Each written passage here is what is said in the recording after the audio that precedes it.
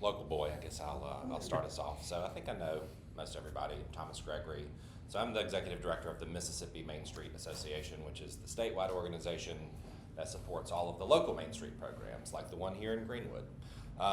This is a really cool project that we have received some funding from the USDA Rural Development Placemaking Grant. And so we're going to be doing placemaking, planning, and implementation in 11 of our Main Street communities all across the state. 2 weeks ago, we were in Batesville and Senatobia doing this exact same thing, and this week we are in Greenwood, and then we start in Greenville tomorrow. We've got a really talented team of professionals that are part of this. Ben Muldrow from Arnett Muldrow and Associates. He's based out of Delaware. Milford, right? Yeah, you got it. Milford. Randy Wilson with Community Design Solutions out of Columbia, South Carolina. Fran Ferris with the Small Town Center over at Mississippi State University. And then we've got Chance McDavid and Joe Fertizzi with the Stennis Institute at Mississippi State. So really excited to be able to be here in town for the past couple of days, and going to kick it off to Ben, and he's going to sort of walk y'all through the process that we're using in all of our communities, and then what the team's come up with for Greenwood. So. Fantastic. Well, good afternoon.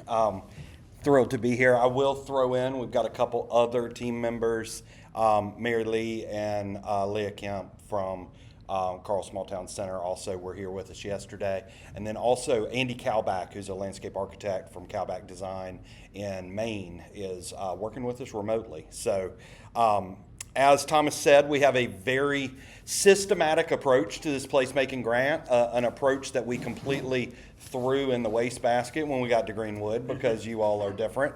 No, not really, but we try to kind of go through and in every community we look at what we call the Place 5. We have 5 different elements: signature signage, creative crosswalks, pop-up pride, active alleys, and the mural of the story. Well, I'll kind of explain each of those as we go through the sections.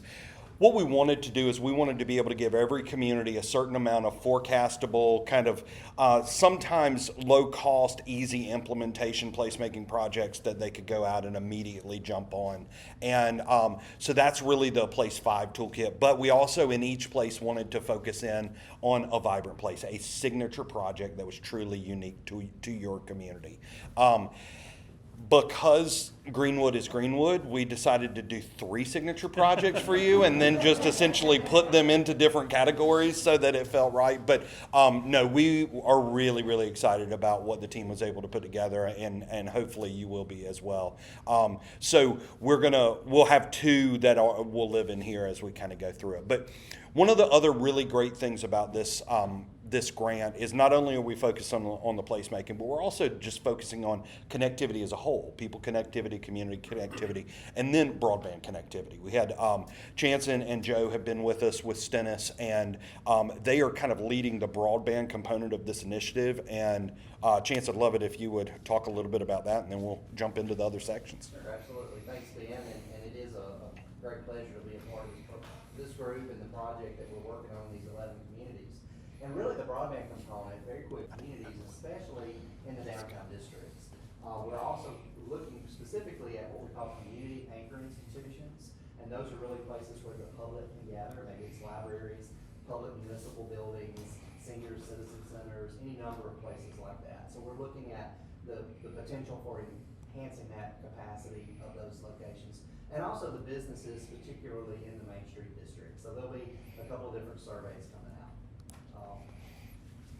And the next slide here talks a little bit about exactly what the activities are in terms of that process.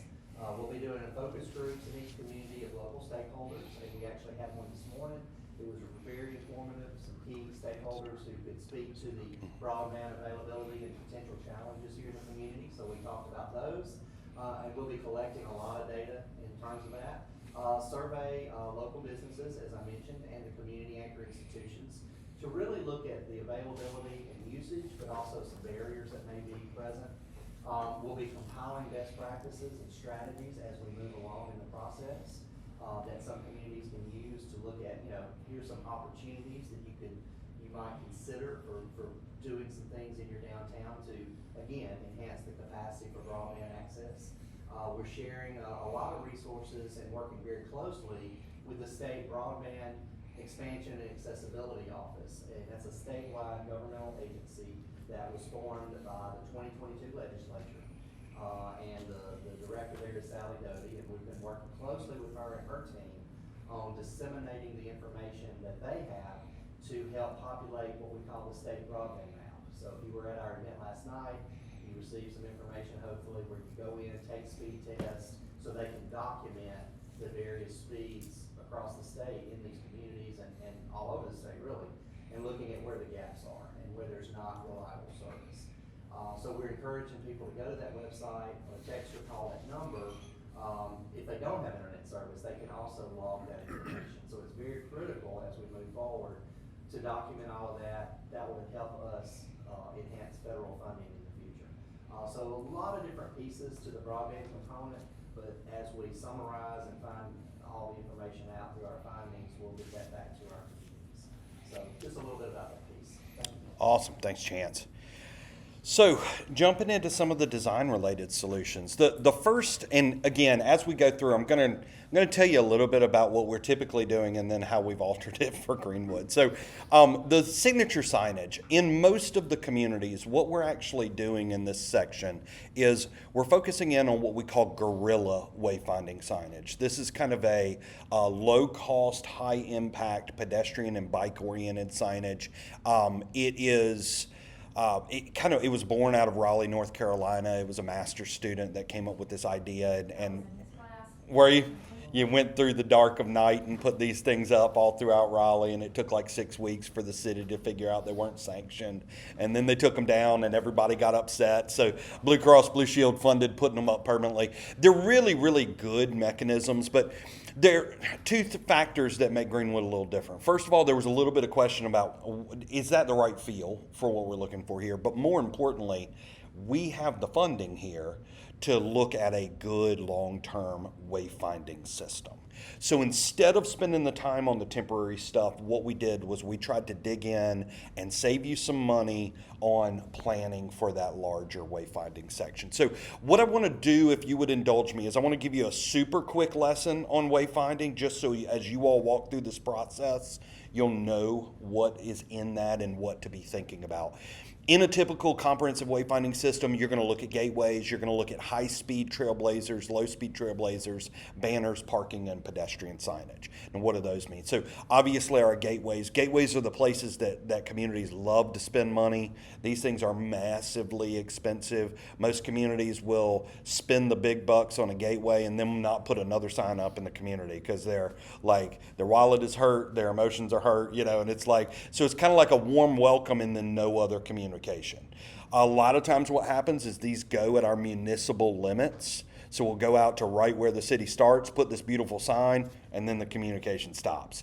What happens? A lot of times our entry corridors aren't necessarily the most beautiful parts of our communities.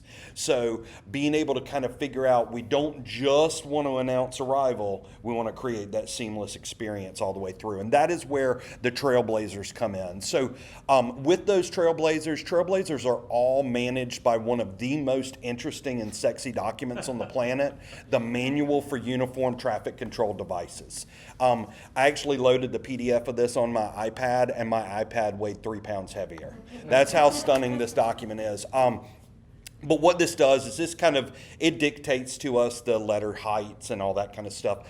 In your community, you're pretty much going to only need 2 different trailblazer types, one for roads under 40 miles an hour and one for roads over 40 miles an hour. And you have to have a 4-inch letter on a sign under 40 miles an hour and a 6-inch letter on signs over 40 miles an hour. So makes for a pretty big sign, unfortunately. Now, for examples with these, this is what you're typically used to seeing. We like to restrict these to about 3 destinations per trailblazer. Any more than that, and they get a little too busy. And you can get a little bit ornate with these, but again, these are devices that are intended to control vehicular traffic. So you want to err on the side of simpler. You want to err on the side of a sustainable system that every time somebody accidentally pops off the curb and takes one out, that it's not going to break the bank to replace them. From there, Another really important part is our banners. A lot of times I think we think banners are simply there because they're pretty. They help to denote the different components of a system. They help to educate through color and activity and movement that this is a place where pedestrians and vehicles interact. It really is a way for you to kind of denote special places, whether you're highlighting trails connecting people through pedestrian corridors, whether you're simply highlighting how a downtown district maybe feels different than another adjoining district. So being able to have those in your system is super important. Sometimes those can simply help to maybe shrink a space. This is West Memphis, Arkansas. If you've ever driven through West Memphis, Arkansas, you can land a 757 on their main street. That's how wide it is. It's called Broadway for a reason. And not only is it super wide, but most of the buildings are only one story. So from a feel standpoint, it doesn't really feel very enclosed. And they really thought that their job was to put a different design on every single banner. And it was like, nope, what you actually want to do is create a virtual ceiling. So using that color repetition, creating that rhythm and flow helps people to kind of have some walls that close in on you a little. Parking and parking management. Always an important part of this system. Telling people where they need to go to park. This is a really, really important effort. If you own a business, you probably have complained about parking. If you've ever gone to a public meeting, you have been the witness of parking complaints. Overwhelmingly, the complaints are coming from locals. And locals operate in a convenience mindset. They want to be able to park immediately in front of where they're going, and they want zero inconvenience whatsoever, even though it is as long to walk all the way down Howard Street as it is just to get from the kitty litter to the milk in a super Walmart. So we understand that the dynamics are a little different, but being able to kind of have that curated experience and send people all the way out to the parking amenities is really important for us. Pedestrian scaled signage. This is once somebody transfers and becomes a pedestrian, being able to help point them out through perpendicular corridors. You have a really strong grid in your downtown, so making sure that somebody doesn't get out and only walk 2 stores down on Howard and then get back in their car and leave. So some of this signage is really good for that. This is also a good way to help convert trail amenities into economic impact tools for our district. So we call them more to explore signs, being able to kind of point out other opportunities, experiences, and even businesses that you might be able to point people to in your community. And then finally, just some other ideas, whether you're putting brand up on trails, whether you're doing water towers, all those different things kind of are typically part of our overall wayfinding strategy. With this, I wanted to include this in the presentation just so y'all had it for further reference. As you kind of go through this process, the first thing you're going to be doing is identifying eligible and valuable destinations. And then you're going to go through and you're going to start mapping those routes. How do you want people to enter? How do you want them to get to the places? And then eventually what you're going to end up doing is creating a sign schedule, where you're literally going to have those key intersections and where you're signing everything to. There are firms like ours that charge a lot of money to do this process. It is an expensive process and it's not a fun process, but it's also not a process that requires the expertise of an outsider. In fact, oftentimes the expertise of the insider is necessary for the destination identification, the route identification, and that kind of thing. So trying to give you some of these tools so you can take advantage of as much of that process internally and preserve as much of your resources for the actual sign development. We developed the system for Tupelo, Mississippi. If anybody's been to Tupelo recently, you've probably seen those. That was upwards of $200,000 in signage, just sign production. So as much as you can preserve for investing in the signage itself. Is that just downtown, or do they have it around the perimeter as well? It's downtown and entry corridor, so there are some gateways included in that. For some odd reason, and every time I talk about the numbers, I realize I'm in the wrong industry, but a typical Trailblazer, just the Trailblazer sign with the pole, is probably going to be somewhere between $3,000 and $5,000 installed. Now that's the sign blank, the pole, the concrete set, and the installation. But I think one of the other things that you have to consider about Greenwood is because of the nature of the architectural style here, because of the presence of all the metal storefronts, you're probably going to want a certain level of ornamentation on your posts in your downtown district. Once you leave your downtown district, it might be okay to move to more of kind of a black tubular pole for most of those signs, but every pole you put in has to have breakaway at the bottom, so if a car hits it, it breaks the bolts and nobody gets impaled. So all that fun stuff. But, going through that process and being able to have all those, and then, you build that overall kind of sign schedule for everything. So for you all, one of the things that we did was we wanted to make sure that we made some recommendations that we felt like would fit your character, but would also live throughout kind of a variety of different messaging strategies. Perfect example, CVB, I think, has recently kind of updated some of the look and feel and messaging. CVB is typically the most connected with market trends and is typically the organization in a community that is kind of changing and moving direction most often. So your signs are typically going to dramatically outlive your CVB marketing look and feel, and that's okay. Like, you don't want to feel like you have to put whatever that logo is. So we took a quick look and just kind of updated a couple of components, and we just wanted to give you a nice kind of stable, word type, and we went with the graphic triangle for Delta and that kind of stuff. But again, this is just for you all, just to set the tone for y'all to kind of walk through that and think a little bit about this. But you can see here, pole-mounted gateways, 2 different scale of our Trailblazer signs, some parking monument signs, connected parking signs that are integrated into the pole, pedestrian signs, informational kiosk, and some street banner stuff. So just to kind of get us at least going from anything to a little bit more tight focus there. Now, the next section that we look at is creative crosswalks. Now, once again, Greenwood throws a curveball.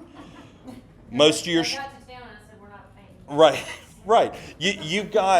You've got brick streets, so like brick streets don't really make for the best place to go and do painted crosswalks. But as we went around the community, we discovered this really, really interesting amenity in Rail Spike Park. And it was funny because it's called Rail Spike Park, but a lot of people still call it Linear Park, and which I thought was neat. And what I wanted to do was, it made sense to me. Let's use Rail Spike and let's use Linear Park as the avenue for these artistic crosswalks. So every single time Rail Spike crosses a road, we're going to do an artistic crosswalk. And we're going to call it line art, which is linear and art combined. And we're going to create Mississippi's longest art gallery. So it just gives you this idea of now you've got this walking amenity, this trail amenity already, but now you're going to add a little bit of public art into the mechanism of that. If you look at your trail, you have 10 pedestrian connections from east to west leading into City Park over on the west. So we essentially created 10 different designs inspired from last night's participation from the community. So one of the first designs, somebody drew a really, really great bridge. So we kind of took that with Keisler Bridge and integrated that in. One person did a really interesting kind of abstract, it was almost a topographic type look. So we took their art and kind of created something that was kind of based from that. But then we also had a lot more literal. One person was like, lily pads, we need lily pads. So we got lily pads. Somebody was like, let's get a beautiful landscape. And, so getting these different things in, reference to blues music, reference to just agriculture and kind of abstract these kind of layers that we see in the soil. Of course, people brought up cotton in reference to that connection. There was a really, really interesting series. It was actually different people that were drawing pictures, but they kept going to these overheads of agriculture. So whether you're going through in this overhead of kind of harvesting, overhead of dusting, overhead of tilling, and it just kind of makes an interesting way to turn that heritage of you all and that industry into some of that storytelling throughout. Again, just suggestions, but I think that you have this very, very great amenity that could be enhanced with the infusion of art. And then next we had Pop-Up Pride. Now again, you're not doing it quite the same way here. Typically with Pop-Up Pride, what we're doing is we're giving communities simple, short-term vacancy solutions where they're telling kind of community pride-based storytelling in this temporary vacancy. At my table last night, I had quite a few people who were like, I don't understand, we're like filled up. And it's like, well, I mean, you're filled up and you have vacancy, but it's almost like you all know the backstory as to why the vacancy is vacant, so it doesn't feel vacant to you. You don't have very much short-term vacancy here. You either have buildings that are vacant and have been vacant for either years or decades, or you're pretty full. And the problem is that what you all kind of need is you all need some more long-term solutions. So what we actually did was we're suggesting two different pathways. The first is the team was blown away by just the really, really interesting stories. So many people. When you were asked to tell stories of characters and backstories of people from here and things like that, you created the longest list by far of any community we've worked with, like 3 times longer than anybody else's. And it was a mix. It was some people that had gone on to fame, some people that were locally famous, and some people that were infamous, and we love all that stuff. So, and then as we kind of traveled around and we were walking down Ramcat Alley and saw this great little plaque to Thomas's grandfather where he politely, gently rubbed the building repetitiously for 40 plus years. Bumper of his car. And, so you've got this parking reserve. I would love for you all to just start, whether it's a formal or whether it's kind of a constantly changing, just a series of mini plaques all throughout the community. Little things that are just put little places where people are just constantly coming across it and they're constantly discovering them. These are not super expensive to produce, and every single time you put one out, it also sets up an opportunity for a party. You celebrate the story, you celebrate the history, and you gather people together. I've never really thought about it this way. I mean, communities all the time, they'll put up historic plaques for buildings. But what about your people stories? And I think that makes a lot of sense for you all. But then in this category, the other thing that we wanted to do was we wanted to give you kind of a graphic approach to handle some of the more longer term vacant buildings. You have mega blocks, like an entire block that might be empty. So I created kind of a super long platform for a multi-window. This would actually be printed on a one-way vinyl, so you can see out the window, but you can't see through the window. And it just creates kind of a platform for you to have historic postcards, or maybe you're having little stories of different buildings, or maybe you're having stories of what this building used to be and that kind of thing. And just to kind of show what we're talking about, we went down on, which street? Carrollton? So you can just kind of see with this massive, massive block, this starts to change the look and feel. It's one thing when you look through a building and you see storage and you see, obvious signs of not having anything happening. But this just gives you a little bit of grace in some of those larger properties that they might need larger budgets to become reactivated and reanimated and that kind of thing. So that's kind of what we were looking at. Again, different solution for you all. Didn't feel like y'all needed quite as much the short-term thing, but hopefully that gives you a couple tools to think about from that standpoint. So to continue the theme, that what we typically do was blown out of the water in Greenwood. Most of the towns that we've worked in so far, their alleys were traditional alleys.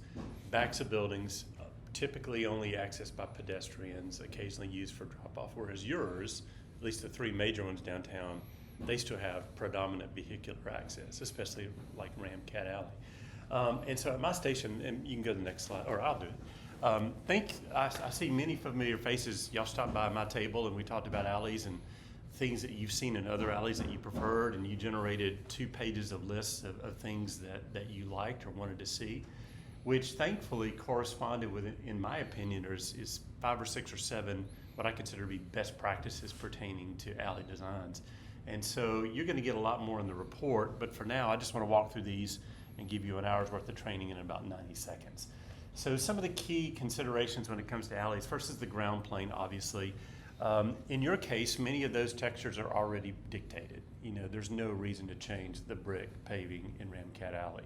But in other places where they just have ubiquitous asphalt, then you have other options that you may want to employ to kind of raise it so that the alley is not just an afterthought, but it actually becomes a pathway and a place. And there's some best practices in terms of textures and colors that we'll get into in the report. The walls themselves become truly living canvases. Honestly, a lot of people shy away from alleys because there's so many exceptions to the rule. There's this wire, there's this pipe, there's sorry, I can't compete with a hammer. There's the weatherhead, there's the electric boxes. Honestly, to me, that's actually what makes the alleys interesting, is those things of whimsy. But the walls, I wouldn't try too hard. In Fishbone Alley that we did down in Gulfport on the far left, you can see some of the walls are just left plain. Some are painted simple paint colors. Others have artistic, treatments. In the middle at the top is Fort Wayne, and they use murals and paintings at what I call, quote unquote, the mouth of the alley to kind of visually lure you into it to see what else is in there. And of course, I think we've all seen treatments in the far right where you paint something on the wall that becomes a bit more photographic and interactive between a person and the painting. But really, in the alleys, one of the most critical components are treatments that we do to create an implied ceiling. And the reason you do that is the same reason, well, different reason, but a similar rationale as this room. Part of the reason why we feel comfortable in this room is that we have a sense of enclosure. And so in the alley, you have the implied floor and you have the walls that create the room, but you need something that makes that ceiling plane to make it feel comfortable and enclosed for the pedestrian, or even the motorist for that matter. And so you can see treatments that now we've seen all over America and the world in terms of the umbrellas and lanterns and books and different things, again, to just kind of create a sense of ceiling. Now, a thing that you can layer on top of that to further create that implied ceiling, and especially at night, create a sense of ambiance and vibe, are lights. And if you can only spend money doing one thing in your downtown, slap up some string lights, because I don't know why, you put them up and all of a sudden downtown has a vibe and has a sense of character and interest. But one of my favorite places are the utilities, because sometimes these sort of afterthought places, the pipes and the weatherheads and stuff, create these cool opportunities for artistic endeavors. And Dallas, you made a good point last night. On the bottom right are electrical transformers that just have vinyl wraps on them. Sometimes, like in a lot of the alleys where we were, well, there we go, top right. This is Fishbone Alley again in Gulfport. That's a chiller, and these are all the Herbie-Kirby's, all the trash cans. And they're just behind a wood privacy fence that's hand-painted by a local artist.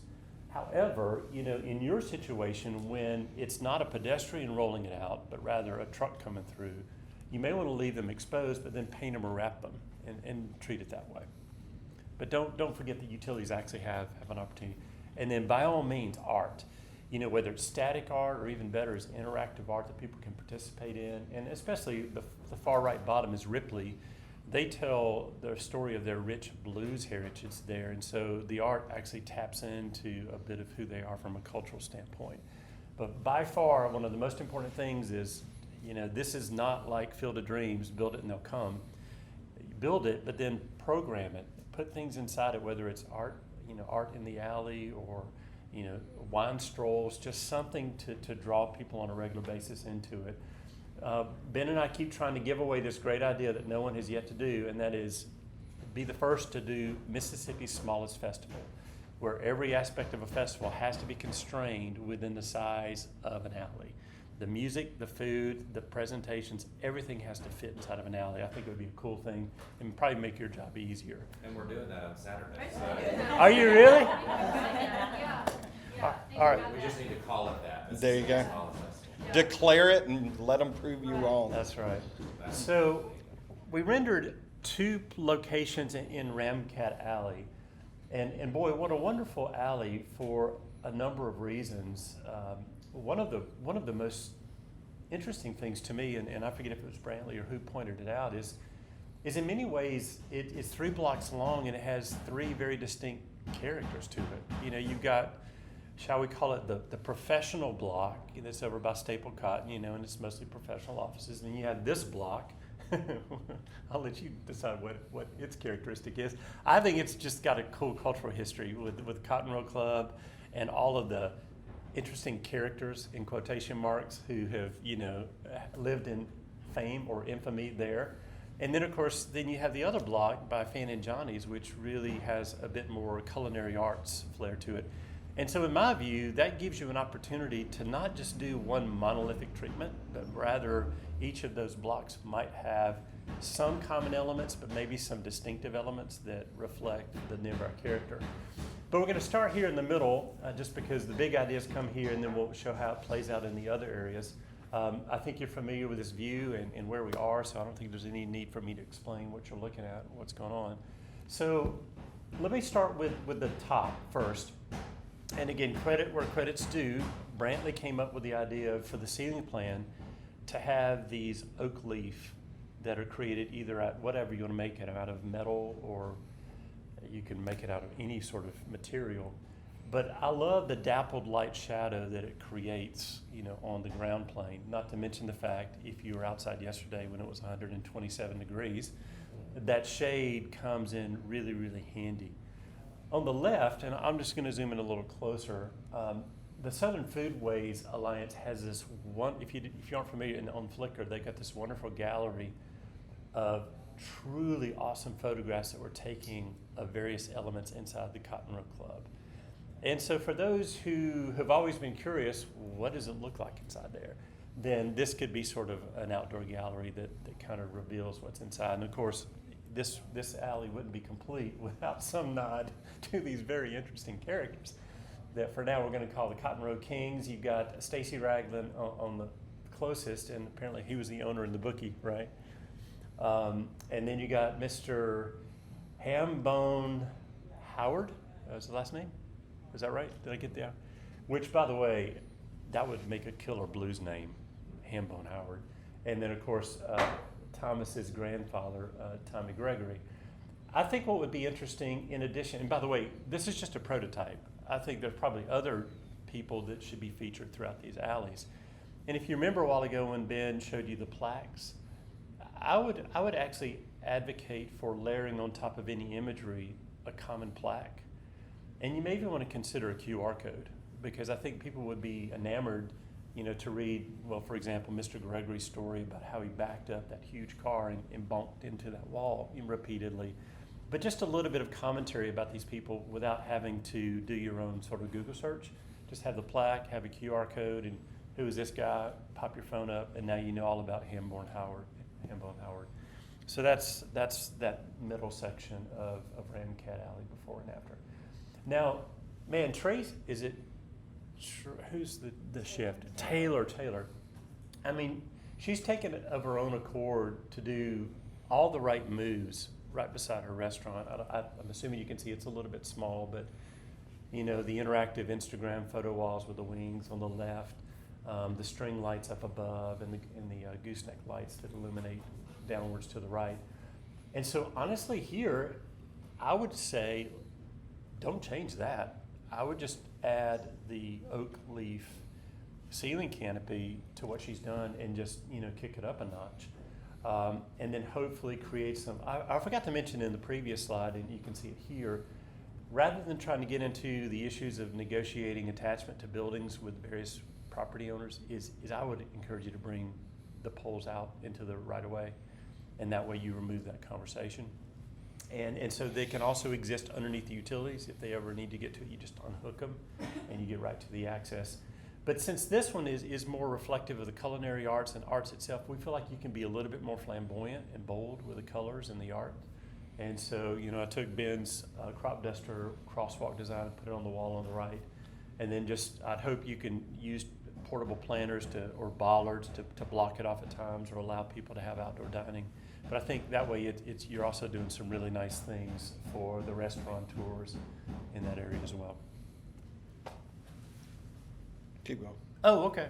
You got this. So the mural of the story, of course, is murals they're just wildly important things in the lives of our cities, whether it's just historic in nature and reflective of something in our past, or artistic endeavors. Like, I love the blue heron that y'all have just added to downtown. To me, it's fresh.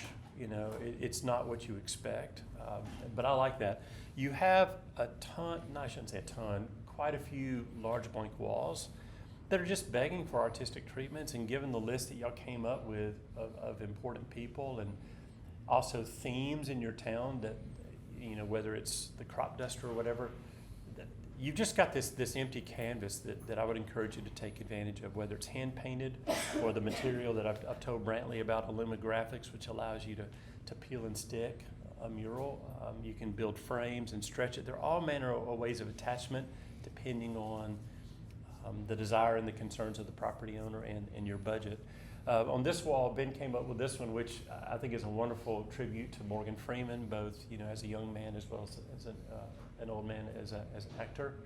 Not many towns can boast a heritage like this, and so I would certainly take advantage of it. Here we're going to kill two birds with one stone. I think Brantley referred to this as the Cowan site, correct? So I'm just going to refer to it as the Cowan Pocket Park. Because of its location and sort of the hub of all this activity, to me this is I'm not going to say low-hanging fruit, but it's an opportunity that can really energize this section of town. And so in the rendering before and after here, we're both looking at murals left and right. On the left is just a scene over the Yazoo River looking down on the bridge. I guess this was in the day of the old drones. And the right one, I tell you what, if I zoom in, then it's a view looking down the bridge, and the intentionality here is you could Instagram or selfie yourself into the actual bridge photo. Now, I didn't run out of, the reason it's not painted to the left was not a mistake. Uh-oh, a photo's being taken. Is it okay? Yeah, of course, absolutely. I'm just kidding with you. But that back corner can be considered a lot of different things. One of the things we heard was maybe we could convince Viking to do an outdoor kitchen demonstration area back there. Maybe you keep a hardscaped area back there, and that's where a small band hooks up and you do a pop-up concert. So that area we left kind of neutral, and then in the foreground is either lawn or artificial turf. A shade cells up above, again, to create some shade and some comfort, banners on the poles, and a low brick wall to sort of protect that grade change there at the corner. So again, this both contributes to the murals and what they can do to energize a space, as well as just animating that space with movable chairs and pop-up. I don't know if you can see these little foam things. What these are very lightweight foam-based seating for children that they can move around and play with and manipulate and then sit on. And I know a lot of people have had concerns in the past. Well, if you make the furniture movable, it will move in the night and never be seen again. Shockingly, we have rarely seen that happen. It's amazing how often, when you give the community the best, they respect it and they take care of it. But we did work in one community where they had that concern, and so our solution was fake video cameras. We just mounted some dummy cameras, and everything has stayed right where it was. All right, so that brings us around to our vibrant place. Again, as I said, we looked at two main sites for this. The first was really driven by the fact that virtually everybody that came through last night mentioned the Emmett Till statue. And, so right now what you have is you have this statue that is now located on this particular site. But it's pretty much a statue. It's a statue on a rectangular platform, and we really want to be able to give this additional components that really make it feel like a special place, a place that honors a remarkably important American story. And one of the things that really struck us was this kind of theme that Emmett was 14, and we'd heard many stories about kind of trees and the oaks throughout the community. So what Fran came up with, and I love the idea, is what we call 14 Oaks, and literally it is dedicated to making sure that we have these 14 oak trees strategically planted throughout the site. It really is this kind of story of youth, this story of life, and being able to kind of incorporate those elements into the space. She pulled together just a couple of, I'll go back. There's topography that really kind of plays into the space, and I wanted to show you those images because I think that they kind of help to denote a little bit. But Fran, do you want to talk a little bit about what we're seeing? Sure. The idea is that we work with the curve of the existing trail, and kind of the philosophy behind it is the berms. Those were the precedent images that he showed. The idea is that it's kind of like a ripple or an echo. That's the imagery that we're pulling. And these berms can act as kind of a place of respite, or it's a pensive nature, so that you can stop and kind of be in your thoughts as you observe the statue. It gives you a resting place as you're going along the trail, because that's what's missing currently. It's just the statue in the middle of the site. And also with these additional sidewalks and paths, we're cutting the corners, these rigid corners off of the existing concrete pad, and we're allowing additional paths so that it's more organic and it's not so rigid, because that's currently what's happening. And with these 14 oaks, it just creates a million different ways to go throughout the site. And there's some additional seating that will show up in the rendering, and you'll see what Ben did with the backdrop. And I like that. So obviously this is what you've got today. I mean, that bright red building as your backdrop, I mean, that is a logical place to also incorporate imagery and art. So we're seeing something that feels a little bit more like this. Now, granted, this is tight, so you're only getting kind of a glimmer of some of the trees as we're getting those down. But, very, very deliberate. We actually pulled in, imagery of what we're calling the life oak, where it literally starts with kind of sunrise to sunset. It's this repetitious, it's actually a mirror image that comes together directly behind Emmett Till. So just trying to give as much thoughtfulness to the site as we felt like we heard from folks last night. I mean, the fact that it was mentioned as a really storytelling asset and a valuable kind of a tribute. And so we wanted to give you something that kind of helped to walk that forward. Do you want to talk about the pebble seeds? I'm sorry. Do you want to talk about the pebble seeds? The pebble seeds kind of flow into that natural. There's something playful about berms and about jumping from rock to rock, and because we want to remind everyone that he was only 14, and there was some feedback that his face looks aged in the statue, but the 14 oaks is very deliberate without having to have another plaque to explain why there's 14 trees. So it's intentional in the branding and the name of the space. So just the playful, natural elements just reiterate the fact that he was 14 and young. Oh, so next, because we like easy things, we also decided to look at the multi-acre promenade north of the Yazoo River between the bridges, as well as the Front Street river seawall. And we learned a little about the site. Obviously, part of this is kind of deeded for use to the city. This is not a park. We learned that. It's not to be used as a park. So it's a promenade. I mean, an arboretum. Sorry. An arboretum with no trees. Right. Go figure that. But on Google it calls it Park Between the Bridges, which is kind of interesting. It's just like we did really like this idea of between the bridges. There is something really, really interesting. Thomas and I spent quite a while on the phone today, and he schooled me on all of the details about how Greenwood is essentially an island, which I think is kind of funny when you look at being completely surrounded. North Greenwood is completely surrounded by water. But, a lot of times when a community has a river run through it, everything they want to do is they want to talk about riverfront, riverview, whatever. You have this unique opportunity to really have this experiential loop between these two bridges, both of which have pedestrian capabilities, and then you also have this undeveloped opportunity on the southern side of the river, that Front Street faces. So Andy really dug into this. He went through and kind of looked a little bit at some of these opportunities. There's this centralized parking amenity. The eastern part of the site is far lower, so we had to make sure that we could create something that accommodated all of those site dynamics. And we also wanted to accommodate and really reactivate this space with as few structural investments as was needed. We wanted to really kind of make it an active place, but a place that still, it had a little bit of flex to it.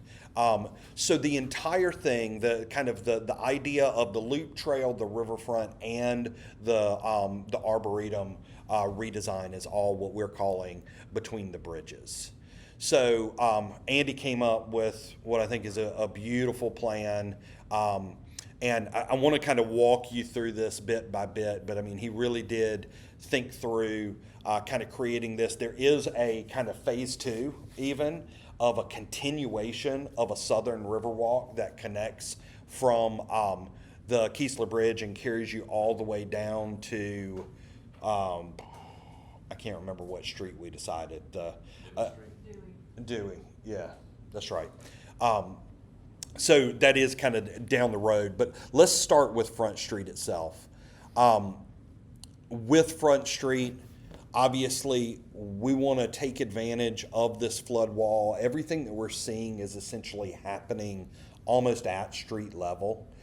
That flood wall is a necessary protective structure, and being able to have this promenade or walkway that essentially exists on top of that, possibly even being able to couple infrastructure investment in seawall kind of strengthening with the development of this promenade.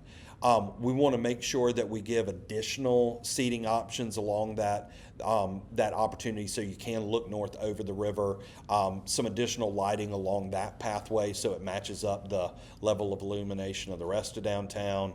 And then opening up some of those view sheds. If you notice right now, Main Street, if you're standing on Main Street and you look towards the river, you have no clue that there's a river there. You have very few trees in downtown, but all the trees that you have completely block the view of the river. So kind of an interesting dynamic. Anything on that? No. Okay. A couple more with, some of the things that he kind of envisioned, so you can kind of see this look and feel, this kind of textural approach with the promenade itself. Want to make sure that this is a different kind of walking texture. We don't want it to be brick. We don't want it to be concrete. We want it to have kind of a different look and feel to it, but making sure that there is that lush landscape and that ample seating. Now, from this, when we dig back into the Arboretum site, there are plenty of opportunities for expanding the programming that happens over there. Enhancement of plaza spaces. You all have recently put in the platform or the pad that's over there. Whoever sited that pad knew exactly how that was positioned. If you notice, as Andy he always likes to draw sight lines on his plans, and the way that the pad is oriented captures one of the most attractive view sheds, where you literally get the Keesler Bridge and the county courthouse in this perfect line as your backdrop to that program space. Here he's introducing a kind of a shade structure over that could be kind of a temporary or non-super permanent structure. Let's dig into that primary focal lawn and green, seeing this flex space, this open space that community can gather. It really, really dynamic and just giving people a place for people to be. In your case, you want to make sure that it has protective edge shading because of your heat and because of the sun. It just shines a little different here. So making sure that you're introducing a little of that. But then also, this is a space where flexibility is key. So having flexible seating, having things that people can move around the site and use as their programming sees fit, but making sure that you're having that protective edge shade. Now, the next thing that he dug into is what he's calling Gateway Plaza. This is that kind of primary transition point. We believe that because the majority of pedestrian activity is kind of already oriented towards the western side of your downtown, people are most likely to have the Keesler Bridge be the pedestrian entry sequence into the northern part of this site. So being able to have that kind of gateway plaza, just that orientation and transition experience as you walk off the bridge and enter into the site. And then a couple of other smaller program space, a play space, being able to have either a traditional playground or maybe more of a naturalistic playground. Maybe it is more of almost kind of a plant-based landscape, but it is intended for people to interact with it. If you ever have running water, kids will find it and fall in it. So all of those, I think, are the dynamics that kind of fit in here. And then he also introduced an outdoor lounge, and this could be anything as, having that flex seating like Randy had showed. People love a good hammock. A lot of people now, especially people my kids' age, carry around their little portable Eno hammocks with them in their backpacks.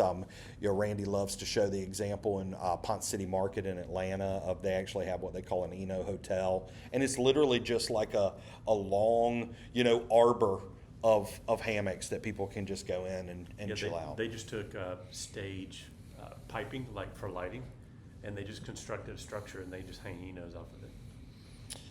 Then from there, we jump into what we call the landing. So, the landing, we tried to incorporate some of the seawall reinforcement that's already planned and funded. So it's going to get a little bit of a sharper edge there. But making sure that you take advantage of that opportunity, having this place where you can get out over the water a little bit, see and kind of get that overlook, and knowing that this is a particular amenity that it needs to be floodable, needs to be designed in such a way that it will be covered with water periodically, and that's okay. Then he dug into the passive green.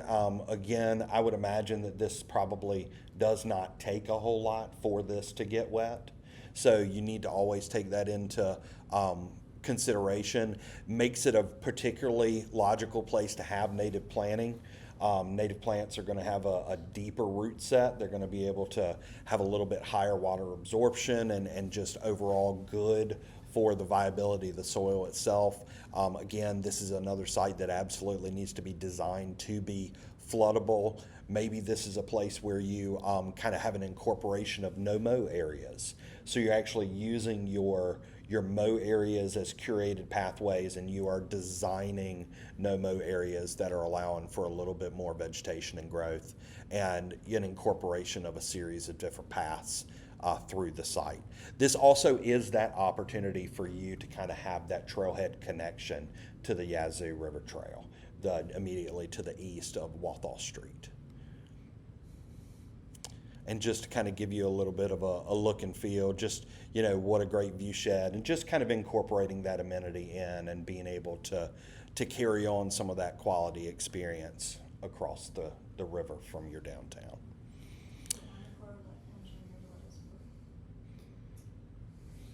Yes and no, as long as it's not dug down into the levee, and as long as the same thing, everything's gotta be moved out, like, you gotta be able to take it out, so. Right. You can't dig into the surface, but yeah, we